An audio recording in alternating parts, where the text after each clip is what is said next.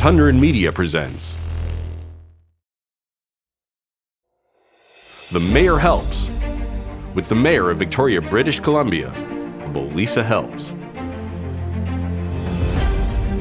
Have your say. Send your questions and comments to themayorhelps.com. They could be included in next week's Victoria show. Businesses to know that we're working. And now, here's your host, from beautiful Victoria, British Columbia, Dave Hatt. Well, this is our State of the City portion of themayorhelps.com.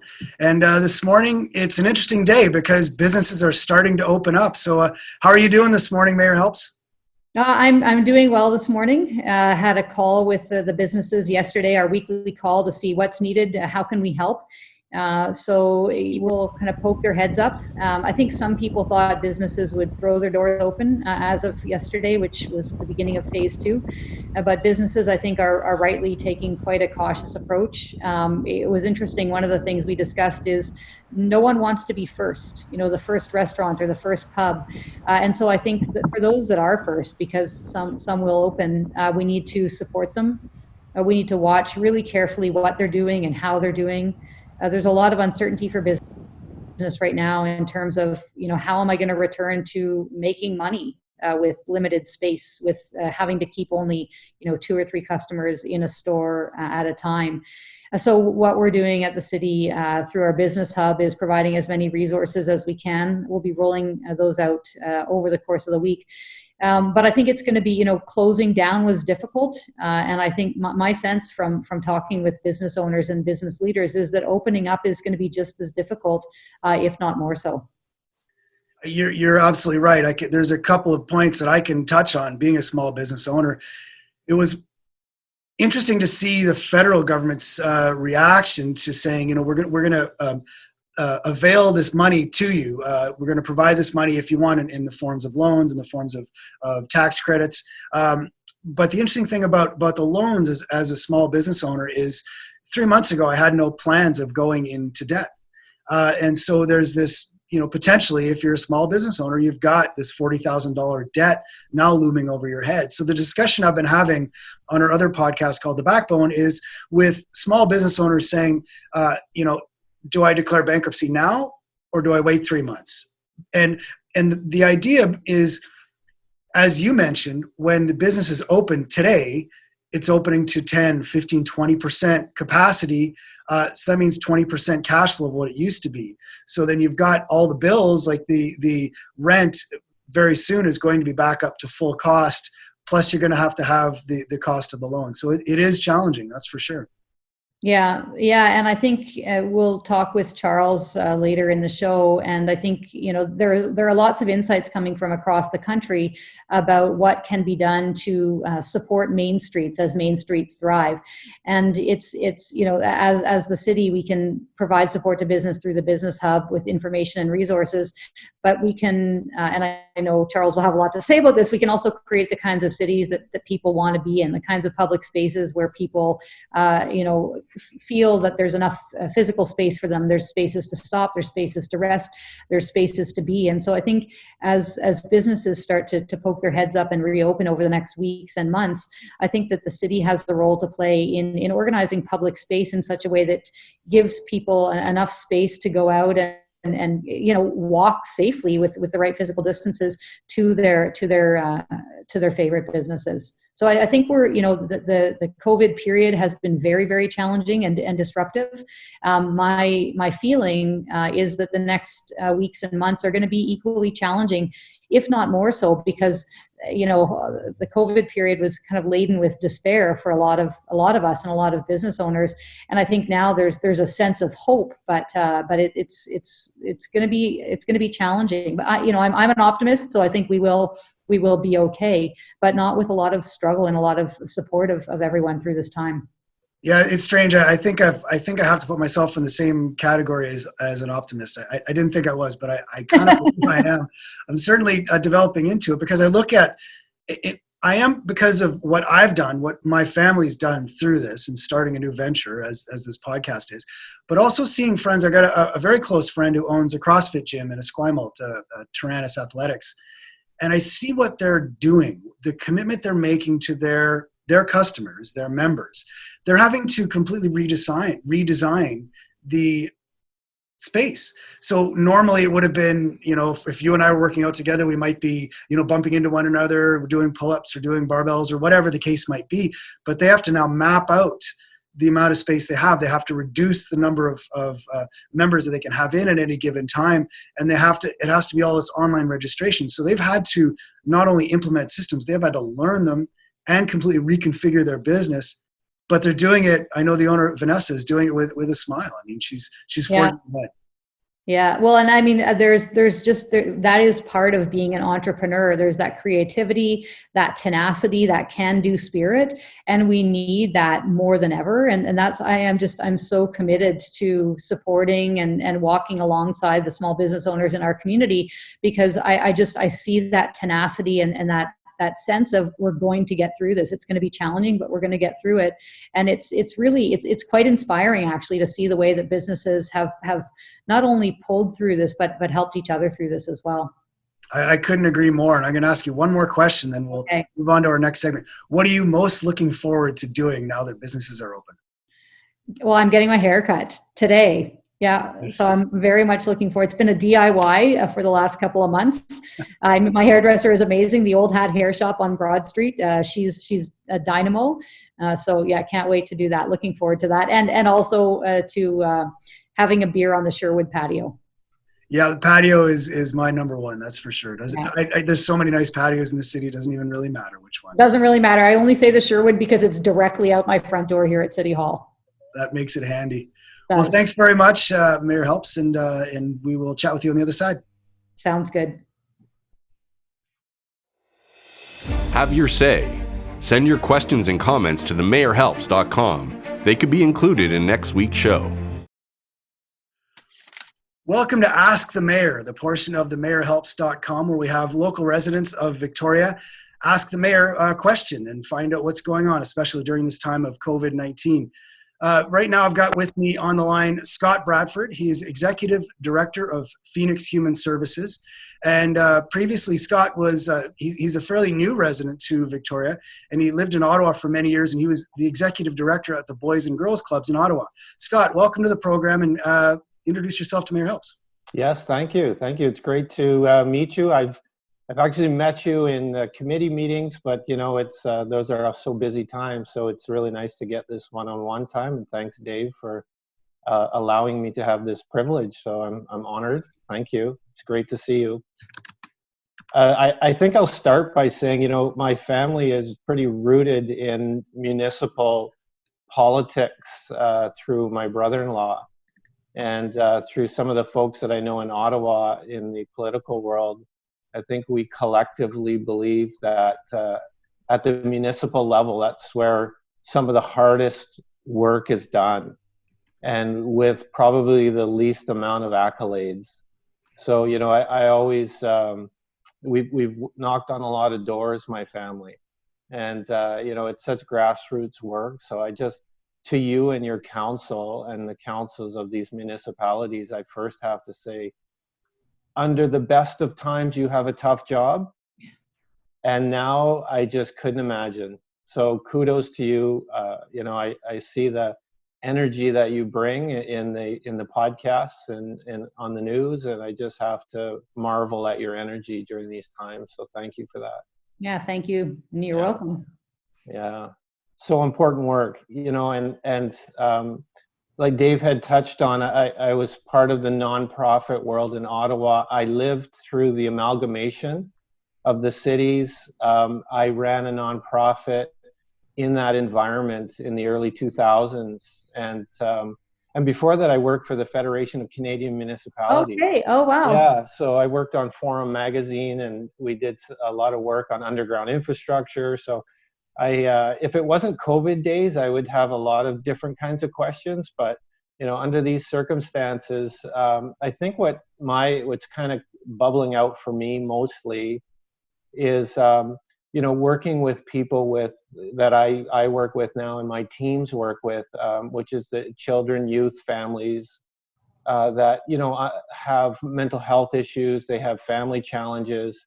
It's rooted in all kinds of different issues, right? It's very complicated. A lot of the talk is homelessness, and I totally get that. New to the community, it's quite a challenge. Ottawa had its challenges for sure, but Victoria certainly does. But another issue kind of floating there always is that mental health stuff, the wellness piece, around living. And as an advocate, I think, and working with children and youth for so long, I guess my question really is, how does the leadership of the city work through some of those issues? Because they always don't get the front page, right? Yeah.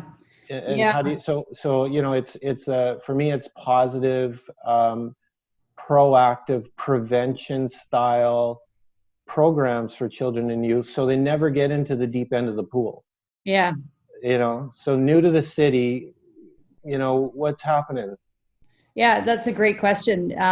It's interesting that you referenced the deep end of the pool, because we do have a swimming pool and recreation center at the Crystal Pool. It's closed right now because of COVID, but it's out of that site. We run tons of different programs for children, for youth, and it's in a lower income area of the city, so really accessed by people who need those services. The city also supports a number of community centers and funding for youth programs in those community centers. And really, it's kind of a dispersed model of recreation run by nonprofit societies rooted in neighborhoods who know what those neighborhoods need. So the Hillside Quadra neighborhood, they do, this is just one example, that they had, we gave them some money for a grant for a food truck. And so the kids, young people were, working in the food truck, selling hot dogs, pretty basic stuff, but, really kind of, as you say, I agree, we don't do enough or talk enough about prevention.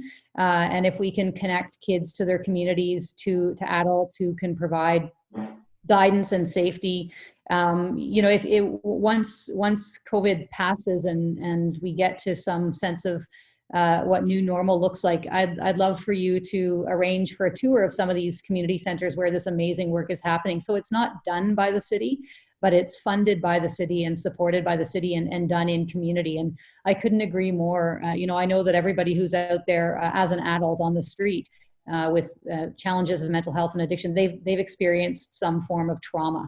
That is a fact. And if we build strong communities and give youth places to be and flourish, we'll prevent that. So that our work is through our amazing community center network.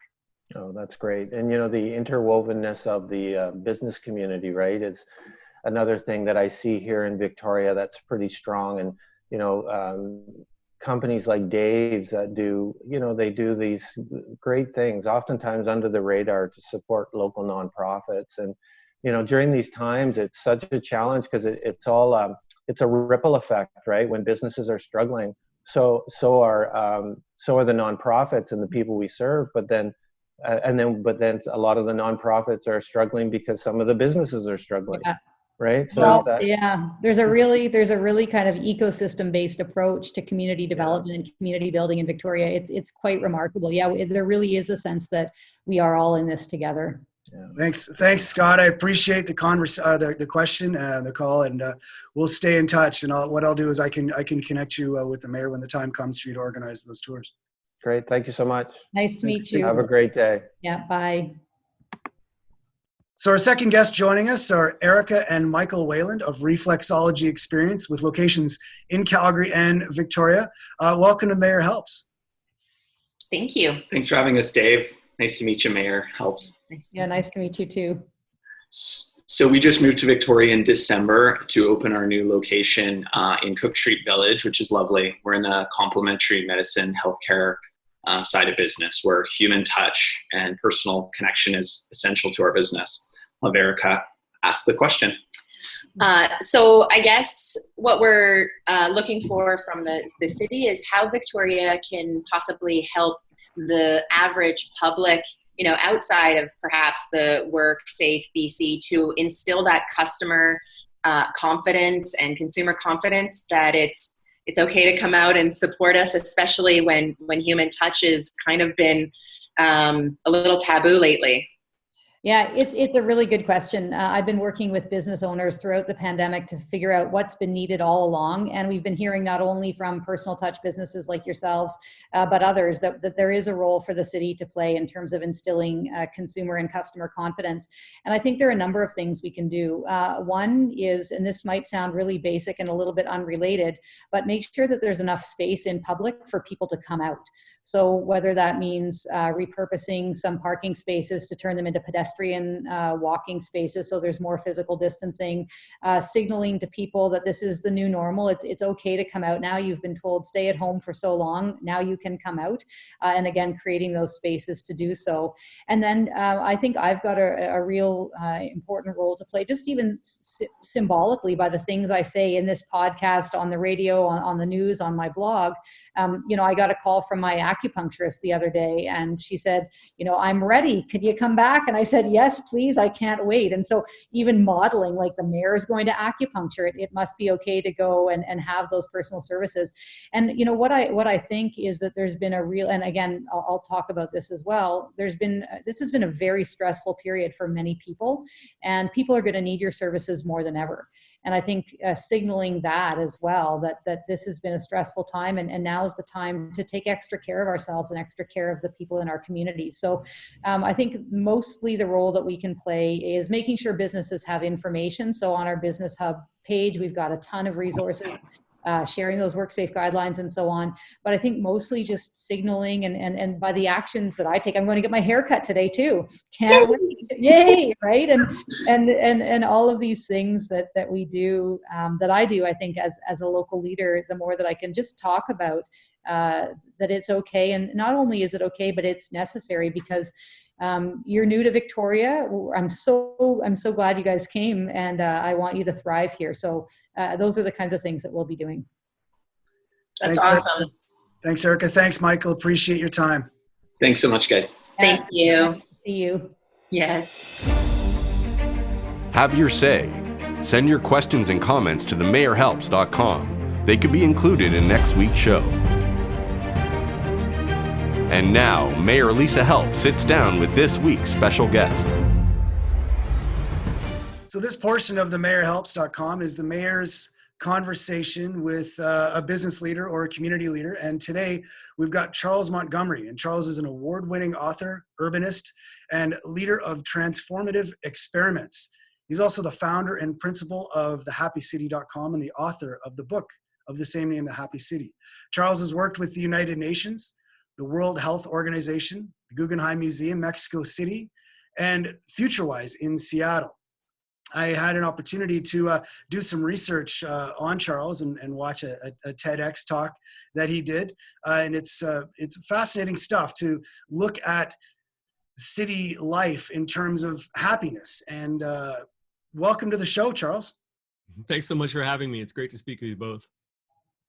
So there's obviously, in this time of COVID, the notion of happiness is, it's almost an abstract notion in a way. I mean, I do speak with through my podcast, a lot of small business owners, a lot of entrepreneurs, and they're always looking for the silver lining. They're always looking for the positive side of things.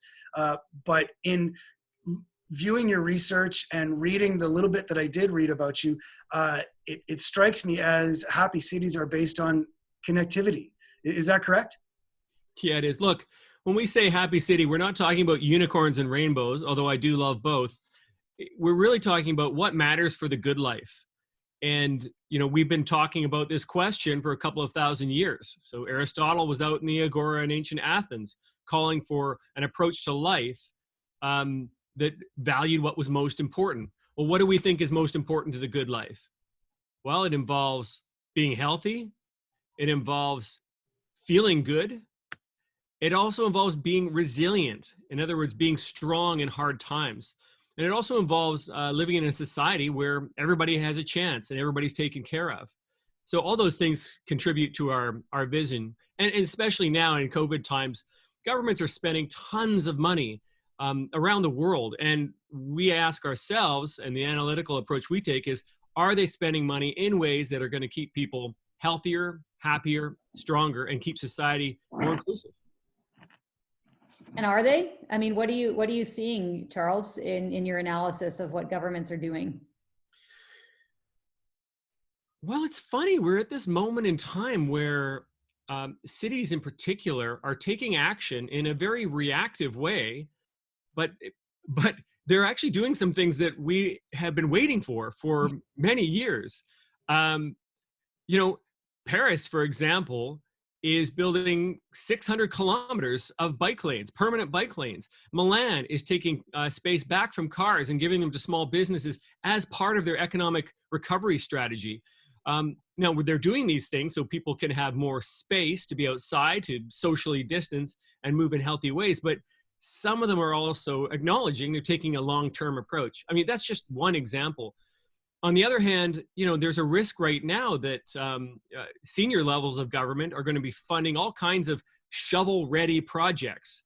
Well, what projects are often shovel-ready? They're the incredibly wasteful highway or freeway overpass type projects. We think what cities really need right now are investment in maintenance of the infrastructure we currently have, and investment in the neighborhoods that are the most connected and that offer the greatest return for those investments. And I'm talking about return in terms of health, well-being, and also local small business support. So as it relates to that, that's an interesting point, the small business, because I'm a small business owner. And the mayor and I have had discussions about the bike lanes, and you brought them up, and it's an interesting thing, because my first reaction was, to be honest, a push against the bike lanes that were brought in the city, and it was based on my vision of the world of being a small business owner and seeing my friends that were negatively impacted by their businesses being disrupted. But now, having seen the bike lanes that are in action, and life does go on and life adapts, and there are more people that are using those bike lanes. What do you see the government's role in terms of helping the businesses get through those transitions for implementing things such as bike lanes? Boy, that's a big question. I'm going to reframe it a little bit, because I think government does have a role to play now in supporting small local business more than ever, particularly with this disruption of the pandemic. And so, thinking of bike lanes, study after study is showing that even in neighborhoods where they're opposed, they're strongly correlated with GDP growth and economic growth along those corridors. But rather than looking at that specific issue, because I think that's an issue of communication, and maybe there's some other tools.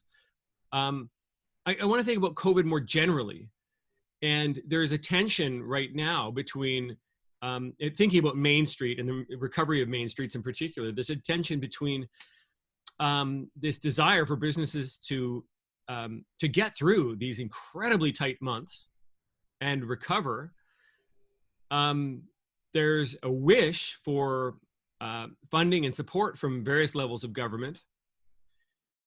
But then there's also this condition, the prior condition, where businesses were already under threat from Amazon and online purchases and whatnot. So we've been asking ourselves, how can Main Streets and collections of local businesses stay strong through this time? And the answer is 1,000 ways. They need 1,000 kinds of support.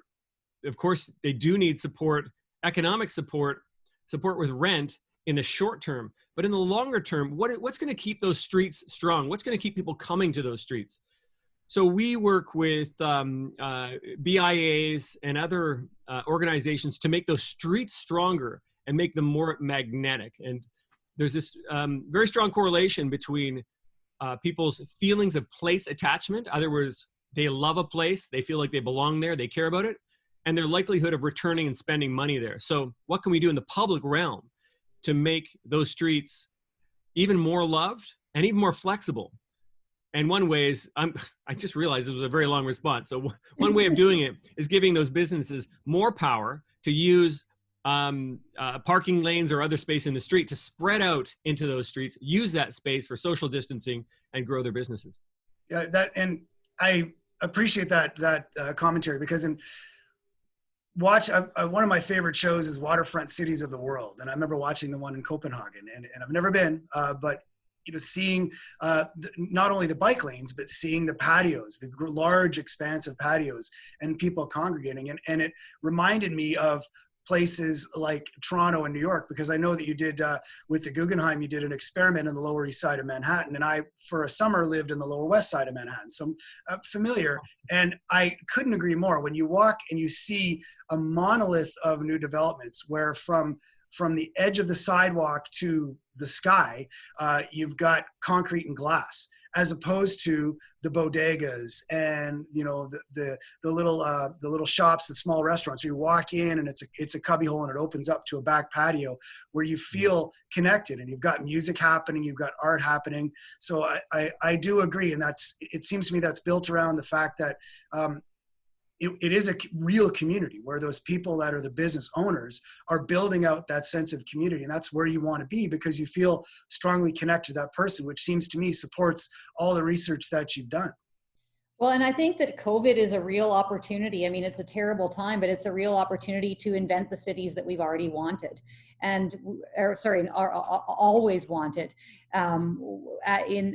Last week at council, we gave staff direction to do exactly as Charles is suggesting. Look at every street, look at every parking lane, look at every neighborhood and village center, and see what space can be given over to businesses. And it's interesting, almost a year ago at this time, last year, I was in Heidelberg next week, and went around, I was at a conference, but I took picture after picture of people sitting, in public spaces, in the squares where there were patios, and and then at nighttime they'd be cleared away and they turned into parking lots. So there's all sorts of creative ways. But we had David on here a couple of weeks ago, the owner of Stage, and him and the Fernwood Inn owner are talking about closing Gladstone and merging their businesses out into the neighborhood center there, which is my neighborhood. So I'll be their first customer. But I think that this is an opportunity for reinvention and to create not only the cities that people have always wanted, but I think in some cases the cities that people didn't even know they want until they see them. And that's going to be, I think, an interesting experiment and challenge. There's going to be a lot of pushback, but I think once we return space to people, they'll be like, right, yeah, this is how cities should be.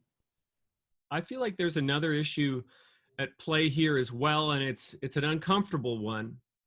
And that is, as we deal with the rise, the tsunami of online shopping and online interaction, local business is going to have to work even harder and have access to even more foot traffic in order to survive.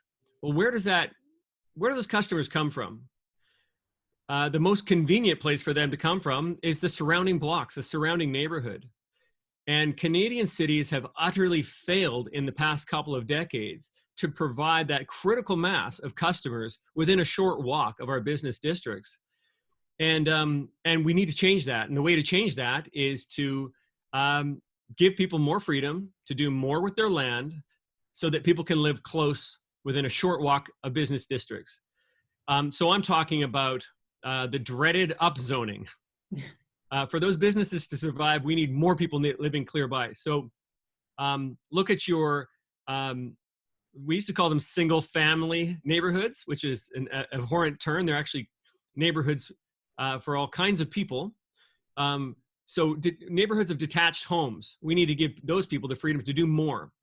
Accessory dwelling units, work with a neighbor to develop 2 properties to a 4-story walk-up, build more townhouses, row houses. We need all of this in order to support these districts. And, as the mayor was saying, the benefits of living in walkable, connected places that are just dense enough, they flow through all of life.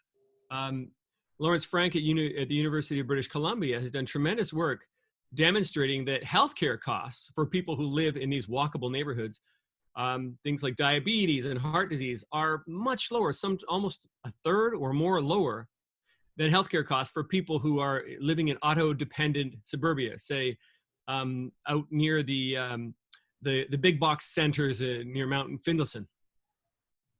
So how do we get a hold of all those? there's a few things obviously that are bouncing around right now, and there's a question that I wanted to ask you. It's I was listening to Mara Mincer, and she was saying, she asked, are we hearing the voices of the full community?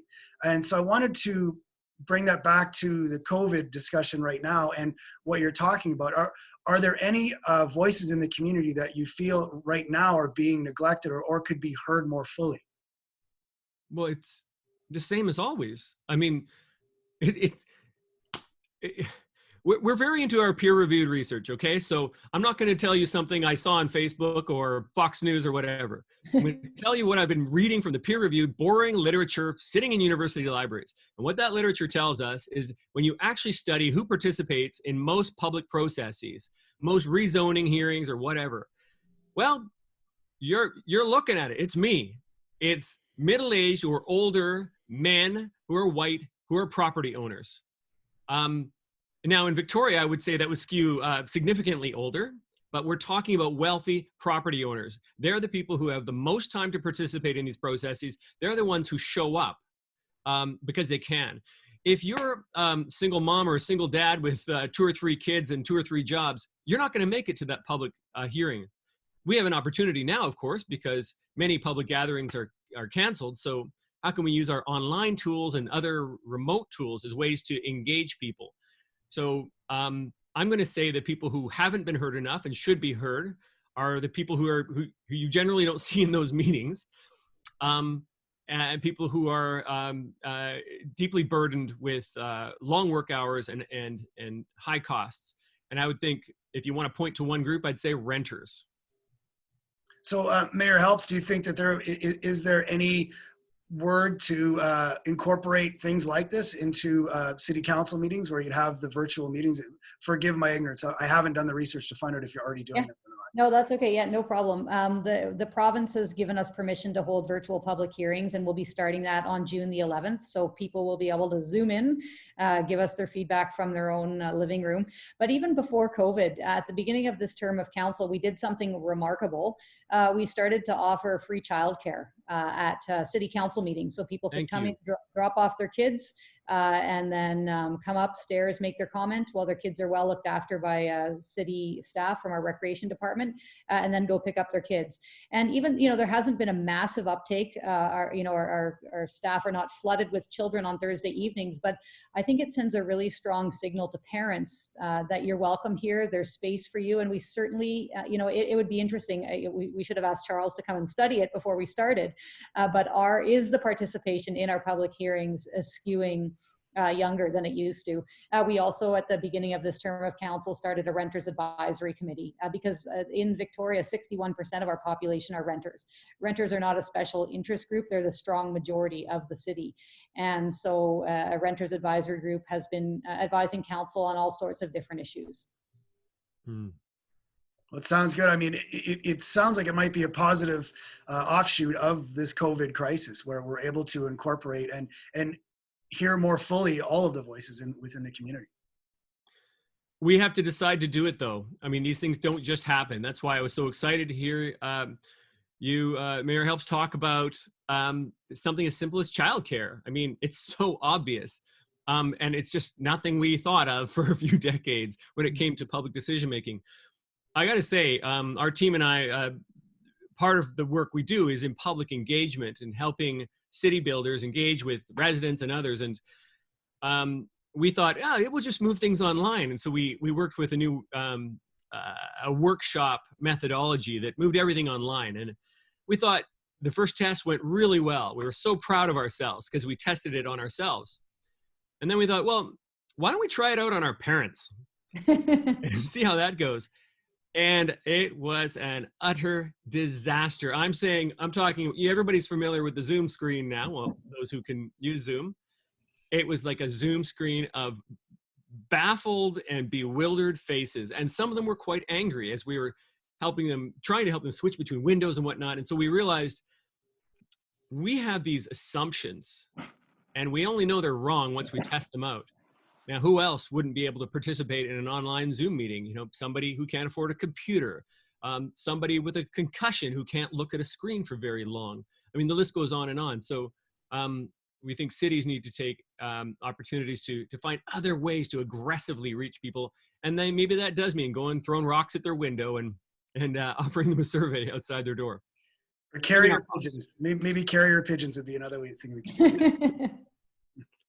Other than the occasional mishap, they're environmentally friendly, I think.